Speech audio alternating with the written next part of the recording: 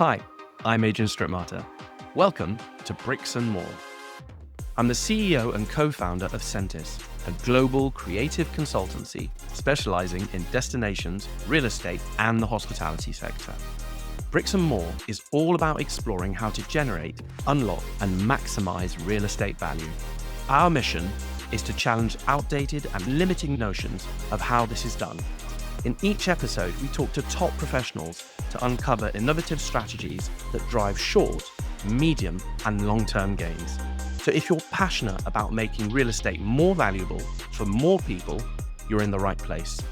Welcome to Bricks and More. Today, we're zooming in on a crucial component of modern-day and future-proofed real estate value. I'm talking about digital infrastructure. In a world where connectivity, technology, and user experience are shaping tenant expectations, how do you ensure your asset isn't just meeting the minimum, but setting the new benchmark? How do you future-proof buildings so they remain desirable, functional, and valuable in the long run? So in this episode, we'll unpack how smart tech, digital certifications, and resilient infrastructure have become essential to creating market-leading assets, not just now, but for the years ahead. To unpack this, I'm joined by Tom Vaughan Fowler, Regional Director at WiredScore, the global digital connectivity certification for real estate. With a background in real estate advisory and prop-tech innovation, Tom now helps landlords, developers, and investors unlock value by future-proofing their buildings through digital infrastructure, smart technology, and connectivity standards. At WiredScore, he works across two of the world's most dynamic regions, advising on how technology can enhance user experience, ESG performance, and long-term asset competitiveness. In a market where digital expectations are rising fast, Tom brings deep insight into how connectivity can become a true differentiator and not just a tick box. So let's dive straight in. Tom, welcome to Bricks and More. Thank you for having me. It's a great pleasure. We've worked together a couple of times in sort of our previous existence, yours at Knight Frank, mine still at SAENTYS. But what is it over the last couple of years that, within your real estate experience that drew you to, digital connectivity, for lack of a better word? If I'm being totally honest, I think I was drawn more to WiredScore, where I work, that we'll come on to in a second, than I was to digital connectivity. Okay. So I'd been at Knight Frank for 10 years or so at the time. And two different people approached me to give me a heads up about a job that was going at this company called WiredScore. And I just said no straight away. I thought, if I'm being completely honest, I wasn't very interested in prop tech at the time either. But they persuaded me to at least have a call with the company. So I had a call with someone who's now our CEO and thought they were great, very compelling. And then I had a call with the person who ended up hiring me, and I thought, okay, fantastic. And something twigged. I thought, if these two people who are clearly intelligent, ambitious, hardworking, but also just nice, which really is quite important, if they think there's something in this, I should probably have a look at it as well. And it was that classic case of applying, going through quite a rigorous interview process. And the more work I did for the interviews and the application, the more I wanted it. And that was the time when I learned what they were doing, the problem they were trying to solve, my potential place within that business, completely different to Knight Frank, for better and worse. I went from a very, very large company that had been going for 125 years or something to a much smaller company that's now been going just over 10 years. There are pros and cons that come with that, but it's been a very happy move. And take us on that journey then, and maybe in the process also define to the audience exactly what WiredScore does, and how did that take you on a journey from not knowing what they did to now know what they do? So in terms of what absolutely. you do. So first and foremost, WiredScore is a certification. So if you might see physically on a building or in a brochure or on a website a WiredScore seal, and if you can see that on a building, it could be an office building, a residential scheme. We've just started an industrial certification as well. Having that seal, having a WiredScore certification, denotes that building has very good digital technology and smart technology. And so what we're trying to help is to solve this ever-widening gap, which is that real estate takes a long time to deliver. It takes a long time in planning, acquisition, leasing, exit. It's a clunky, slow-moving asset class. But tech is completely opposite. Tech's evolving at a pace that none of us can really keep a handle on. And tech matters in this real estate environment. So how do you work with a project that might take 5-10 years to deliver, during which time there will be maybe 20 iPhone updates, let alone how many other BMS or software applications?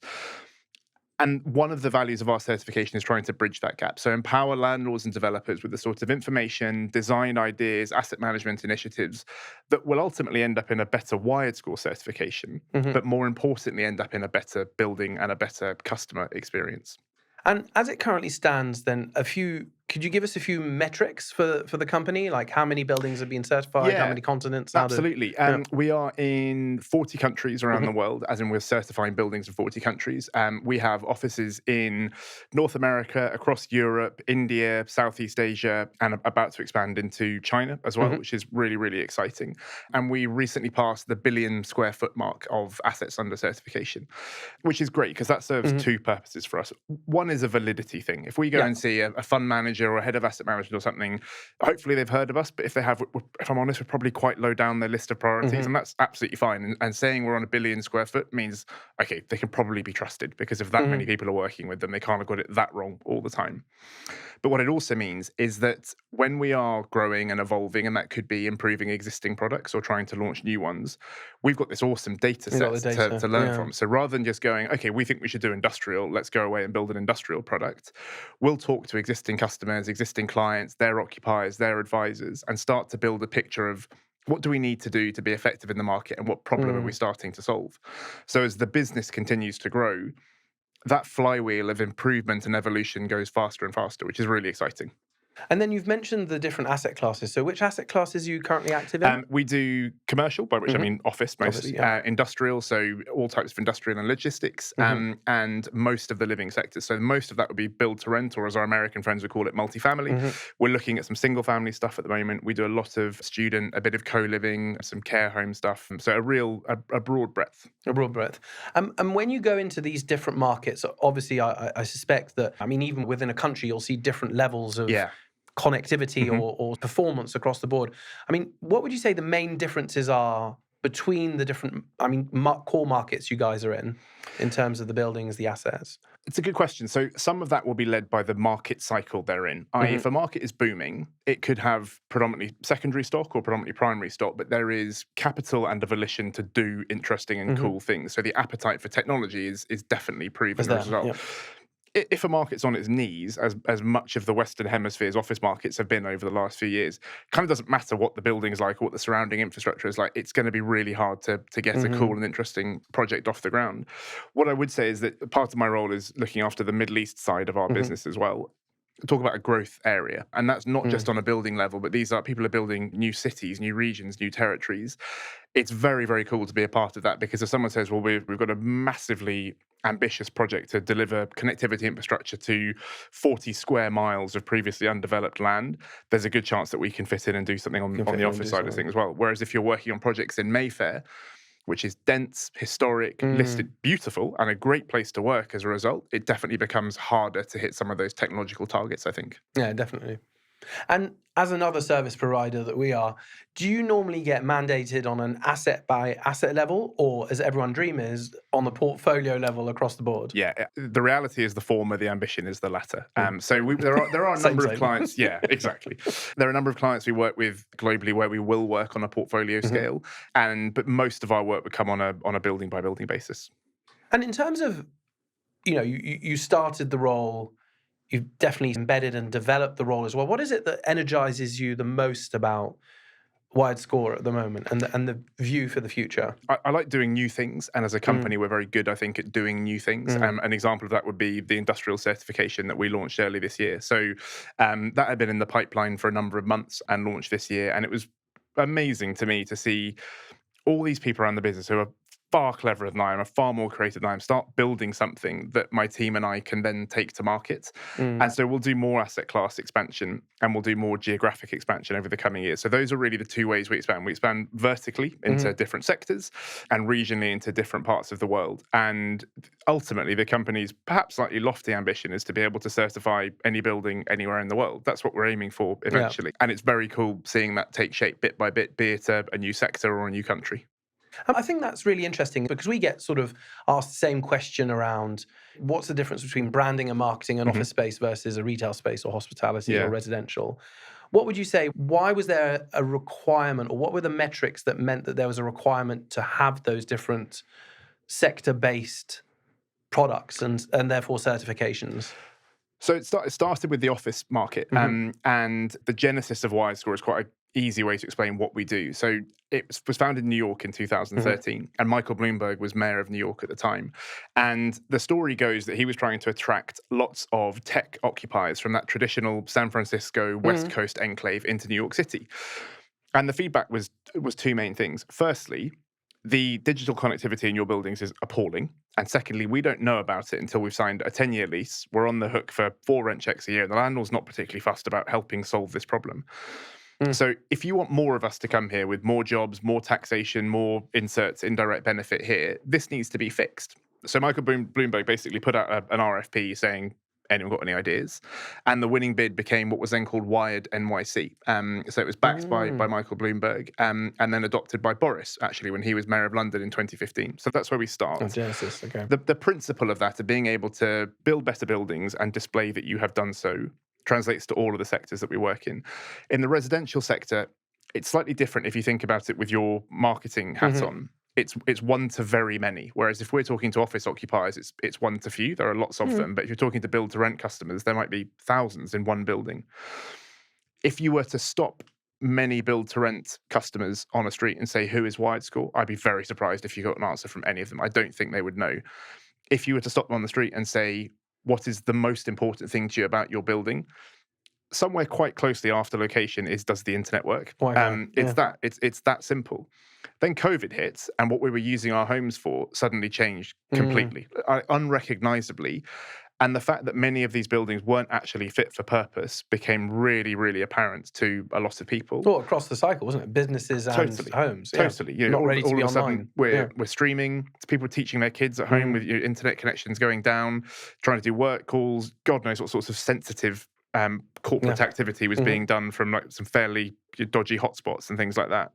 And then you look at the industrial sector now, it comes back to what is going on inside those buildings. They're increasingly really sophisticated in terms of their automation, the use of robotics, the adoption of AI and IoT technology. So to try and bring a very rambling answer to a conclusion, it always starts with the end user. What is the end user benefit of having better digital connectivity and more smart technology in the building? If we can't crack that, we shouldn't be in that sector. And going back to the Bloomberg example in terms of the genesis of WiredScore, and I think that's very clear, of having a trustworthy certification to say, guys, you can move into this building, it's digitally safe or safe or connected. How would you say that on a broader kind of linking back to the main focus of the podcast around real estate value, how do you say digital connectivity feeds into or translates into real estate value? We've got a lot of data that the rental premium you get for WiredScore certified buildings versus non-WiredScore certified buildings. So in London, it's coming out to about 8% at the moment. Every headline rent in every major market across the UK has been set by a WiredScore building. I'm not saying for a minute it's only been set because they are WiredScore certified buildings, but I think it's an association of kind of what's expected from a best-in-class prime building. We've got lots of data that we did in conjunction with Moody's, the analyst credit rating company, that shows longer leases, shorter vacancies, higher rents. So being able to prove that ROI is really, really important. But ultimately, it's much similar to my previous answer. It comes back to the customer. If you can prove to your customer that the building meets those requirements, you will be able to secure their leases for longer. You will have lower vacancy periods. We're a funding requirement for many people now who will say, look, if you want a great big check to go and build this scheme, one of the probably many safety measures we'd like to have in place is a good WiredScore rating, because we know that the product we are paying you to deliver hits certain market parameters. And you talked about sort of the Moody's rating, and there are sort of other ratings, and I'm not asking you to promote your competitors, but are there others in that space? Yeah, there are. Okay, there are. So we're in the fortunate position where, as far as I know, we're the biggest. Biggest doesn't mean best by any stretch of the imagination, but I do think it gives us that advantage about product evolution and stuff like that. We launched a rating for smart buildings in 2021 called Smart Score, and a number of other people did the same thing at a similar time. And we got really worried about, are we going to sink or swim, and lots of other people doing this. And someone made the really good point that if other people think this is a good idea, it's a good thing for the product, because it means we're not the only people who believe in it. And in terms of the certification, what is the percentage now of, if we take the London market, for example, of sort of best-in-class buildings, what would be the percentage of them that have the Wired score? It's about rating? 85% at the Oh, wow, moment. that's good. Yeah, which is great. I'd say London globally is one of our most adopted markets. So although we've been in New York for longer, I would say at that percentage of prime buildings doing it, I think London's one of our highest. And apart from obviously your involvement in pushing that, why would you say? Because you can get overloaded, can't you, with accreditations and so on and so Definitely. forth, and then there's a race to them as well, and which they value. One Not of our value. clients calls them swimming badges. Yeah, Yeah. yeah. I was going to scout badges. You can get a certification for everything, for everything. I think many of them are doing a great job for great reasons, and we just have to be really confident that when we build something new, it can stand up on its own 2 feet. Because I definitely think there's certification fatigue, and I think, to be quite honest, there's a lot of ESG fatigue at the moment as well, and people are wondering what the role of that part of the real estate sector is at the moment, particularly with direction coming out of the US government in terms of where that stands within their own priorities and how many other people have to follow suit accordingly. Yeah. So we're very, very aware of that. It's a crowded environment. There are lots of them. I think crucially, they all address a slightly different niche, be it energy performance or environmental design or environmental in occupation. And to be able to, as I said, stand up with your own identity is tantamount to any enduring success. And then I think if we stay within sort of the market, let's say London, for example, and you look at a real estate environment which is extremely varied in terms of quality, in terms of, we'll jump into retrofit a bit later, but what would you say are the core components for what we would call potentially a very strong digital backbone? I mean, what are the requirements? I mean, 85% going for accreditation is an amazing score. What would you say that backbone is of being able to get those accreditations and those badges? Resilience and readiness would be the two key words I'd use for that. So resilience, for example, would be how secure is your supply of digital connectivity? So if you think about it as a utility coming into a building, much in the way we have water and heating and gas and so on, internet supply is very much one of those things.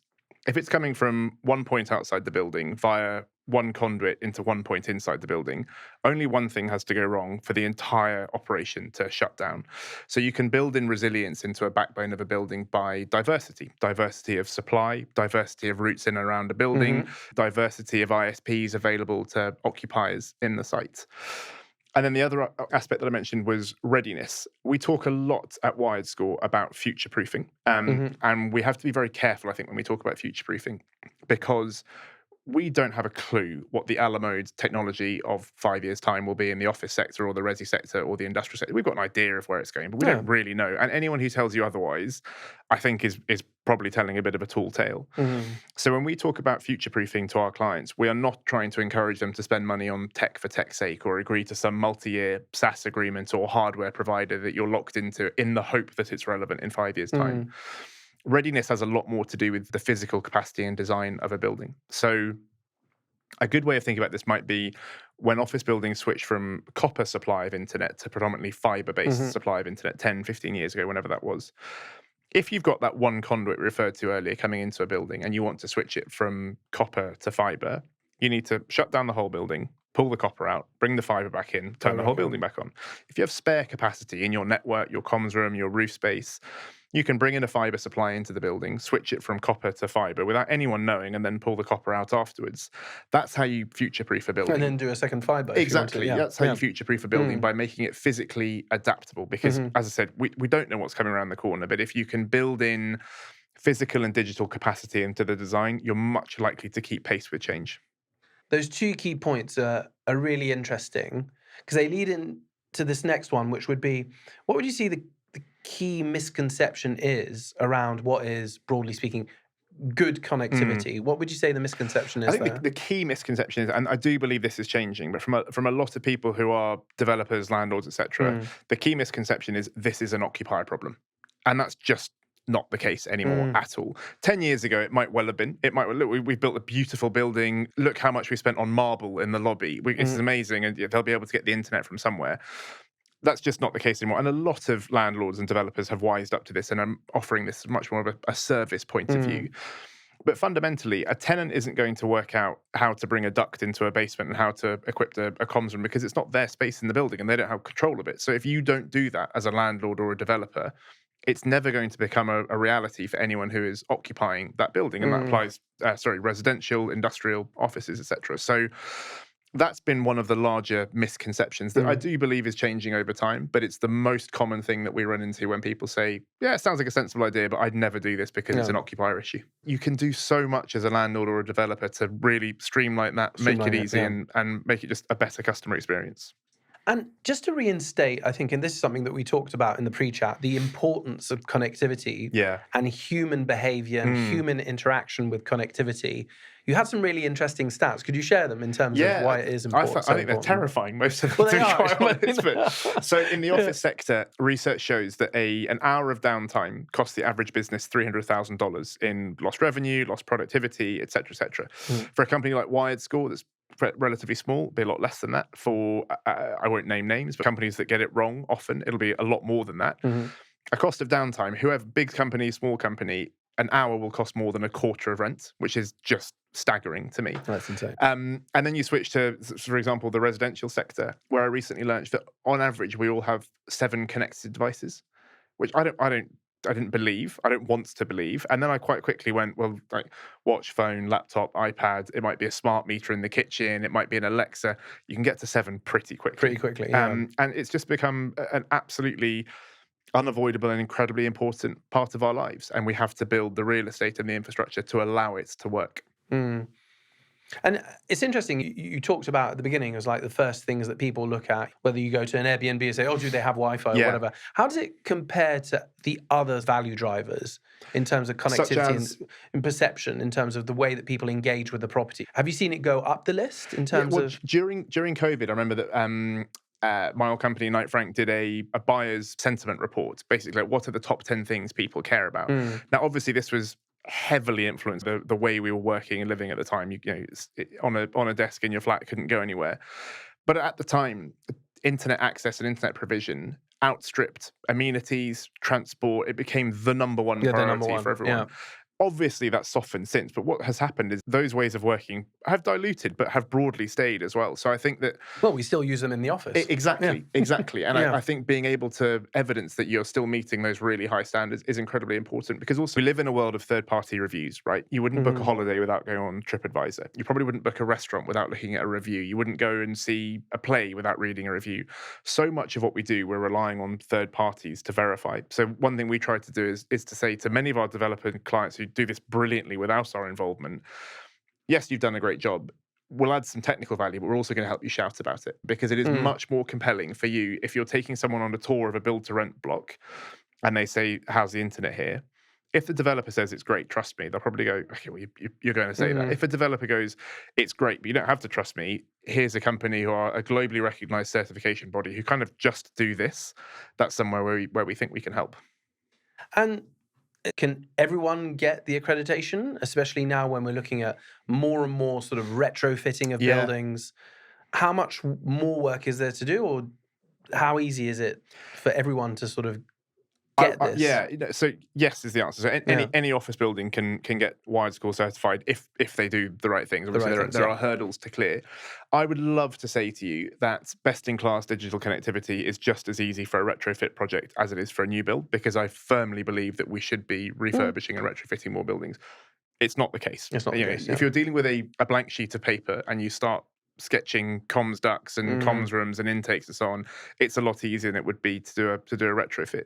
But what's been really interesting, I think, is the way that the technology market, what is on offer from tech providers, has moved to embrace retrofit projects, and how actually a lot of hardware is now being designed with retrofit projects in mind. So how would we plug into an existing BMS and be able to offer a layer of sophistication from an energy reporting point of view or a metering point of view that it wouldn't have originally had, but we can do it without someone having to dig up the basement and spend 500 grand to £1 million on a brand new BMS? And the same applies to connectivity. So because more people are doing it, the providers of software and hardware are moving to meet those people. They're changing their products accordingly. So it's becoming easier and easier.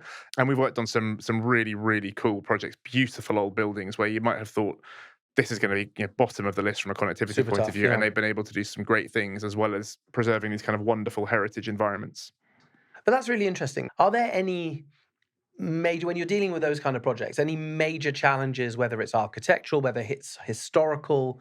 What are the kind of things that you guys have Vacant to look possession to? is one. A lot of those people might say, well, actually, we're doing this on a phase-by-phase basis. We don't have vacant possession of the entire building because we're a real estate fund. And if anyone's willing to stay and pay us rent while we do this, we'd quite like them to stay and pay us rent. With some of those, well, it might just be like the below-ground works as well. So if we come back to the Mayfair example, something that we look for a WiredScore certification is having 2 points of entry for fiber. So a duct coming in from one side of the building and a duct coming in from the other, because that means when the team are doing roadworks at the front of the building, accidentally slice through that fiber, you've got another one in the back. In a very congested, dated, historic environment full of buildings right up alongside each other and small, narrow streets, that's necessarily a harder thing to do. But then you look at something like Starlink, which is a really good example of a technical evolution where suddenly, without any below ground works, whatever you may think of Elon Musk, and I can promise you I'm no fan, having that as a second connection, that comes back to the diversity and the resilience and some of those buzzwords I mentioned earlier that we were touching on. So a great example of the tech market moving on to solve challenges that consumers have demonstrated need addressing. Do you see there's a link between the work that you do and the kind of broader ESG and sustainability narrative? How do the two work together? I think I always try to tread carefully here, because many people might say, oh, WiredScore is an ESG accreditation, because most accreditations and certifications are for ESG purposes, and we kind of get put in that bracket. And that's not a bad place to be by any stretch of the imagination. But we're not a green building certification, and we're always quite clear to be honest about that, not try to pretend that we're something that we're not. But so much of what people are trying to achieve from an energy point of view and from an environmental point of view can be accelerated or done better with the use of technology. And I think technology is a great enabler for environmental improvement and better energy use. And if you think about many of our clients rolling out smart meters across their portfolios, so they've got a much better idea of which tenant is doing what in what space and how they're using their energy, how can we adjust human behavior accordingly. If you don't have a working digital connection behind all of that, you're not going to get anywhere. It's as simple as that. And then you look at the really advanced things that people are doing in some of the world's truly smartest buildings, and the sorts of things they could do with predictive maintenance and trying to influence how customers make decisions based on their own energy usage and what they're using their facilities for. A lot of that is going to rely on a really good digital backbone and a great tech experience. So we're not a green building certification, but I'd like to think we play a role in helping our customers achieve those goals. I mean, there's a super easy link between energy consumption and smart building maintenance and the work that you do.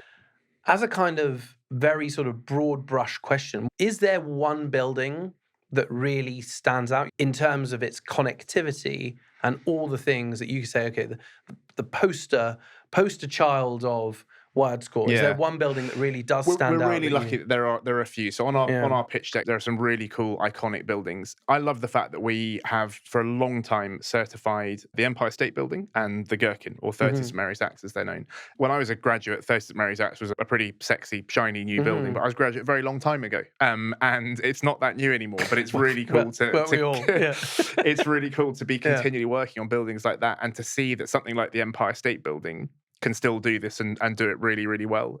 One Bangkok stands out, ICD Brookfield in the Middle East. These are really, really cool buildings, but they started from that blank piece of paper that we were talking about earlier. And I think my favorite example, one that I put on LinkedIn not that long ago, is, I believe it's 78 St James's, which is owned by Bensall Greenock, which is a beautiful building with this sort of wonderful interior, domed roof, incredible decoration. It's a stunning, stunning building with some really, really cool tech working there as well. And it's a great example of being able to marry the heritage element of building design and the aesthetic element alongside modern technological capacity as well. It's really cool. No, that's really good, because I think people could view that as a barrier to entry in some way, shape, or form. Yeah. We talked about, are there any other elements around building performance where WiredScore has come in and even identified new pockets, I would say, of value creation or performance that you could kind of mention?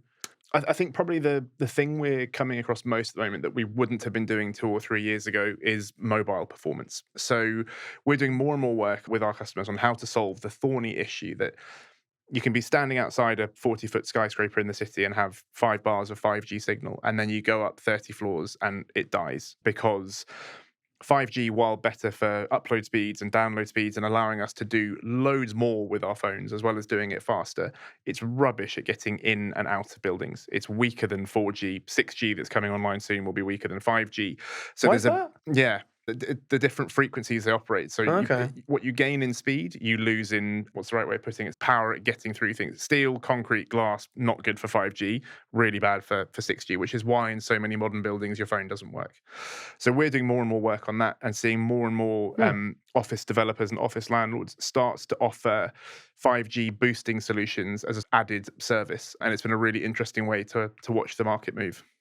And would you say, in terms of that, that's a kind of really interesting sort of, I'd say, sort of anecdote around the way that tech interacts with buildings. Have there been any secondary or sort of unexpected benefits or things? You know, like when they invented the mobile phone, I don't know if this is true or not, but I'll say it anyway, that people didn't, or text messaging, they didn't really think that that was going to be its function. Yeah. Have you guys found that with tech within buildings where people have adopted it in a different way or taken it in a different direction? Not directly, but one thing I think we were surprised about was when we first started doing work on smart buildings in 2021, the appetite from developers of best-in-class buildings was predominantly, I want everything. I want it to do this, this, this. I want every functionality I can possibly think of from my app or my BMS and etc. That attitude has actually really changed to narrow the focus. So a lot of people will now say, I don't want an app that does 40 things or a BMS that does 8,000 things. I want an app that does 5 things brilliantly that people are actually going to use and a BMS that does a smaller concentration of things. So what we never expected, I don't think, was that everyone always used to ask us, what's the next big thing in smart building technology? What's the thing we haven't thought about? Now everyone asks us, what is the thing people use most? What is that toothbrush effect thing? Exactly. The approach from developers has changed completely because it costs money. If we're going to invest money in these things, we want to know that people use it. And so little things, for example, like many building apps will have some sort of news feed on them. It could be local news. It could be events going on in the area. A lot of landlords will look at that information, analyze the click-through rates, and then say, oh, so a load of people were interested in the new cupcake stand that's opening in the market next door. We're going to put on a cupcake making class in the lobby. And sure enough, loads of people turn up to it because you've been able to use that sort of data. And that's a really good example of thinking, rather than flooding people with stuff, let's work out what's being used and do more of that, rather than hoping that by adding extra things to the cart, someone else might pick it up. Yeah, about that, because there's always that element, isn't there, around sort of community building around a building, around an asset, and how is that generated? Yeah. And the utilization rate of the apps is a good or wrong, I don't know, metric of how engaged people are. Definitely a good proxy. Yeah, definitely a good proxy. And in terms of sort of, going back to the different markets you're in, and the sort of buildings that are on your best-in-class deck, is there one example where you've really looked at a building and gone, wow, this is going to be really, really challenging, and that you've actually taken it on board and actually brought it to a place where you say, okay, this was the complete journey to a degree? Yeah, one does spring to mind, and I'm not sure it was because it was a challenging setup, but because the scope of what the client was trying to achieve was so impressive. So we do lots of work across the UK with Kennedy Wilson, and know them well. There's 2 things I can think of. So their Cooper's Cross development in Dublin, a mixed-use development, incredible office buildings, really cool residential, public realm. It's brilliant, and it was basically the blank piece of paper approach. And then we're also working with them on a building called Waverley Gate up in Edinburgh, behind, funnily enough, Waverley train station. That is, I don't know how many hundreds of years old, grade 1 listed, part occupied, not VP. And they've done an amazing job there of a great digital strategy, which has, sure enough, worked out in a good WiredScore certification. That's a really good example. That's always something I talk about in the WiredScore pitch deck, because a lot of people would ask the same question as you've done, like, am I not inhibited by the very nature of the building we're talking about here? And you pull up that example and you go, look, if they can do a great job here with a building that is hundreds of years old and has all of these constraints, I'm pretty sure your 1970s business park is going to be okay. So with regards to, we're talking about challenging environments within the sort of building framework, and you mentioned the Waverley Station example. Yeah. Are there markets where you could see them facing a bit more of an uphill battle because of maybe the context or the infrastructure? Very much so. Definitely, we see that across Europe. It's not by any means a level playing field in terms of what local authorities would be doing from a basic provision of infrastructure point of view across the town or across the city, because it's all very well saying, right, I want 2 points of entry to the building for fibre to come into. If there aren't any fibre networks that have been dug and routed around a city at all, there's no capacity, there's no way of you getting that building online. It doesn't matter how many ducts you have if nothing can get there. So there are certain cities in Germany and the Netherlands where we've seen it be much more of a struggle. We've recently done an industrial certification in continental Europe where they just said there is no internet here, which was probably more of a challenge than we've ever had. And actually, we looked at that sort of Starlink satellite-led example as a solution there. I think the UK is slightly unfairly maligned in this respect. By ourselves, very much so. I think we do ourselves down. We've not nailed 5G. We've not nailed the 5G rollout by any stretch of the imagination, and we are definitely behind our continental peers on that regard. But in terms of what is below ground, the networks that are able to serve pretty much any residential, office, industrial sector, we're in a better place than we think we are. We've got a pretty competitive set of internet service providers. We've got lots of challenger fibre providers trying to challenge the bigger beasts of the world. Whereas there are some countries in the world where we're working where, for example, a best-in-class WiredScore office has 3 ISPs serving that building because that gives tenants power of choice, higher standard of service, etc., etc. There are some countries working where they do not have 3 ISPs because there might be state-controlled entities or the economy just hasn't evolved as such. So it is definitely not always a level playing field. The challenge for us then becomes, how do we deliver a certification that is globally uniform? Because the idea is that a WiredScore Gold building in Austin, Texas should have a very similar experience to a WiredScore Gold building in Bangkok or Sydney or whatever. But if you're not dealing with a level playing field, it becomes a big challenge for our product team to make sure that we are authentic and consistent globally. It's a challenge I'm glad I'm not tasked with solving. Yeah. I think that's really interesting in terms of the infrastructure that's available and is kind of out of your hands. I mean, you're dealing with the context that you're given. Yeah. Are there any, so we talked about some of the challenging markets. Are there markets where it's not necessarily a blank sheet of paper where they've been able over the last 20 years to do things correctly? Is there a market within Europe maybe that you go, yeah, that's an easy one, or the fundamentals are kind of there? Yeah, I mean, most of the major cities that would be the case. I think it's where local authorities and councils and mayors' offices have done a great job of thinking about this from a supply point of view and an infrastructure investment point of view. So, for example, we do a lot of work with the combined Greater Manchester Authority, where they have someone who is basically in charge of the digital side of that whole massive conurbation in Northern England, which has a huge amount of jobs, a huge amount of people, a huge amount of universities. And they've got someone who is responsible for exactly this. And that, when you start pulling together the various often disconnected parts of public sector, local authority, and have someone who's driving down a sort of a single route to a uniform internet benefit to others, that's a great thing to see. It shouldn't be difficult, but it often is. I think anyone who's probably sat in this chair and talked to you about public sector, local authority, I dread to think how many people have moaned about planning to you. It is it's a pretty common thing. Couldn't possibly say. Yeah. Couldn't possibly say. In terms of the value creation then, and the value sort of perception that WiredScore brings, and obviously we worked together on some investment projects when you were at Knight Frank. Is that something that people look at in terms of when it's the sort of selling and buying, lease, no lease, and that kind of value element? How do you see that? I mean, well, listen, first of all, I'm wildly biased, right? So I've probably got a completely non-objective view on this. We often get instructed by people saying, "Look, we're about to sell. We're about to sell." That's what I thought, We think that our market of buyers is institutional. We think having your certification on the brochure is in some way going to help from an institutional capital point of view. So there's a liquidity premium there. When I was at Knight Frank, there was a brochure that I don't think you guys designed, but someone else did, for a very, very large instruction that I will have to not name. But the brochure was printed in hardback and was going to be taken around the Far East for tours, basically. Because there's good old sales tours. Yeah, exactly. A lot of Far East active capital at the time. So someone got the great job of going to present this beautiful brochure. And the client had spent a lot of money on their portfolio on a variety of things, including WiredScore certification. And they said to Knight Frank at the time, well, we'd like to have more about the WiredScore stuff in the brochure, please. I wasn't at WiredScore at the time, and I wasn't on this instruction either, so I'm not conflicted out. Mm. So the client said, we'd like to have more mention of WiredScore in this brochure, please. And we at Knight Frank said, well, there's not really any space, unfortunately. And the client said, well, there would be more space if you removed all the Knight Frank references. And that was the decision that was made. And that's how you get edited out. There you go. Yeah, there you go. Exactly.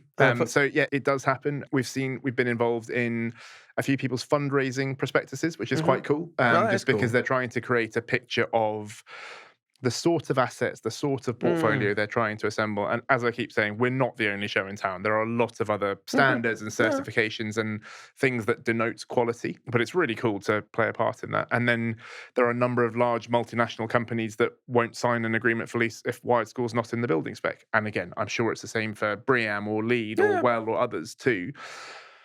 It's really cool to hear about these and get calls from occupational agents saying, we're acting for so-and-so, they've got 500,000 square foot requirement. Can you tell us which of these 6 buildings has a WiredScore certification? But those companies don't move that often. They don't relocate that often. They're sort of a once every 5-10 year type thing. What's really cool, as happened the other day, is when someone on a not particularly well-known building called and said, we have a blocker while trying to lease 7,000 square foot of space to a FX trading firm because they've asked for a WiredScore certification and we don't have it. Can we get one? How quickly can we have it done? That's actually more exciting than having the sort of blue chip NASDAQ companies ask for us, because those 7,000 square foot requirements, that churn of the market, that's what's happening day to day. And the challenge to us, I think, will always be, coming back to my point earlier about one to few versus one to many, how do we get everyone in the market who has a requirement from 500 square foot to 500,000 square foot knowing and asking for WiredScore? And we are miles away from there at the moment, but hopefully one day we'll get there. So you've got market constraints and sort of a deadline to hit the building. You've got a blocker, as you said. How quickly can someone, how quickly would that process take to get the accreditation? So for an existing building, could be 6 weeks, could be less. Yeah, it could be. We can get someone on site pretty quickly. We've got an amazing team of engineers based in London who are great at getting in and around buildings. The way it works with our certifications is if it's an existing building or a building that's in design, rather than just marking someone's homework and saying, not bad, 6 out of 10, please pay our invoice and we'll come and tap you for a year's time for another go. It's the report, the building shows, or our evidence review shows, you're here, your peers are here, and this is how you bridge the gap. The actionable elements that you can do. So if it's an existing building and there's lots of things that could be done, a client might say, great, we're going to work on this for 6 to 9 months. And so the certification process would take a lot longer, but it can be turned around in a very, very, very short period of time. And do you get actively involved in that implementation as well? Personally? Oh, no, the company, Thankfully, I don't, because I have a clue what I'm talking about. But the company does as well. So we are not the people who pull fibre into buildings or install smart meters, but we would be advising on who you can speak to get that done, what the design of it should look like, how it can be incorporated.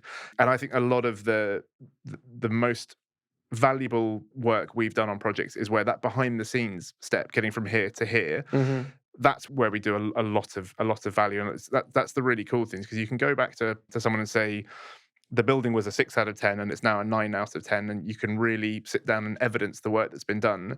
And the clients tend to like that as well, because if we're dealing with a head of asset management or a fund manager, they like being able to say, I've made this building better, and I can actually point to why this is better. And I've got my badge. Yeah, exactly. I've got my swimming badge. I got my swim badge. Just as a final question, why do you feel that more than ever and in the future, connectivity of tech is going to become more and more important for buildings and destinations? Because if we come back to the rate of change we talked about earlier, the rate of change in buildings isn't really accelerating and hasn't done for many, many years. If you were to have a time machine and grab someone from 100 years ago and ask them what an office building looked like, they draw you a picture of basically what an office building looked like today. Whereas the examples of what they would expect technology to do is just worlds apart. And I'm sure you use ChatGPT and AI just as much as I do, and we have barely scratched the surface. We don't really know what these things could do for us or what the possibilities are, and unfortunately, or maybe what the risks are as well. I think it's a very fair concern for a lot of people. So that gap that we're trying to bridge at WiredScore between the pace of change in tech and the pace of change in buildings is growing and growing and growing. And that's why I think that getting that right at a building level is so important, because it can genuinely enrich an experience. There are some really cool things that can be done with technology, and it's fascinating to see those use cases, but you've got to get the building blocks right. Otherwise, you won't be online and you won't get the And experience. you certainly wouldn't have a WiredScore certification. And then one final question to all our listeners then. Are there different levels of that accreditation? Yeah, it goes from certified silver, gold to platinum. Yeah, so confusingly, gold is second best and silver is third. Which one, we'll have to work that out. Well, it's all about being aspirational, Yeah, isn't exactly. it? It's a bit like wedding rings. Yeah, exactly. Excellent. Tom, thanks ever so much for your Adrian, time. a pleasure. It's Thank you been for having me. super enlightening. Awesome. Thanks for listening to Bricks and More. If you've enjoyed today's episode, please share it with a colleague or friend who would appreciate it. If you're not already, connect with me on LinkedIn, whether to say hello or discuss a destination, real estate, or hospitality project of your own. Finally, please rate the podcast on Apple, Spotify, or wherever you get your podcasts. Again, share the episode, connect with me on LinkedIn, and rate the podcast. I'm Adrian Strittmatter, and I'll be back soon with the next episode.